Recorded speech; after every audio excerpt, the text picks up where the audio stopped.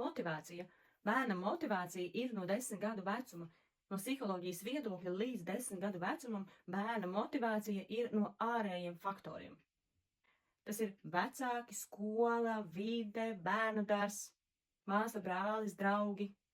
Tādēļ ir ļoti svarīgs uzdevums vecākiem saredzēt savu bērnu talantu, atšifrēt, vai tas tiešām ir talants, un palīdzēt bērnam šo talantu izkopt un radināt viņu jau no agras bērnības pie darba, kad tas, ko viņš ir uzsācis, to viņš mēģina izdarīt līdz galam.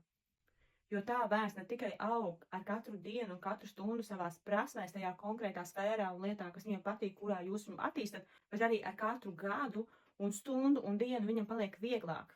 Respektīvi, ko es ar to domāju? No sava bērna novēroju, ka jo vairāk mēs dziedam dziesmiņas, vieglākas, grūtākas, dažādi varējēju skatos latviešu valodā vai angļu valodā, kas labāk sanāk, kas vieglāk, cik nepieciešams ilgs laiks ir, kas bērnam pašam patīk, kāda mūzika bērnam patīk. Ļauju bērnam izvēlēties. Un tad pēc kāda laika secinu, ka patiesībā mēs varam ļoti ātri iemācīties dziesmiņu. Ja tā ir kāda viegla dziesma, mēs varam iemācīties pat par 1 vai 2 dienām. Un tā bērna jau savā ziņā meistarība, ja profesionalitāte jau mazam bērnam 5 gadu vecumā ir uzaugusi tādā līmenī, ka viņš pats ar prieku iet un visur apkārt dzied un nevar beigt dziedāt, jo viņam tas rada ārkārtēju prieku, jo viņam tas sanāk ļoti viegli. Un tad šis bērns variē dažādi ar tempu. Viņš šo dziesmu dzied ātrāk, viņš dzied lēnāk.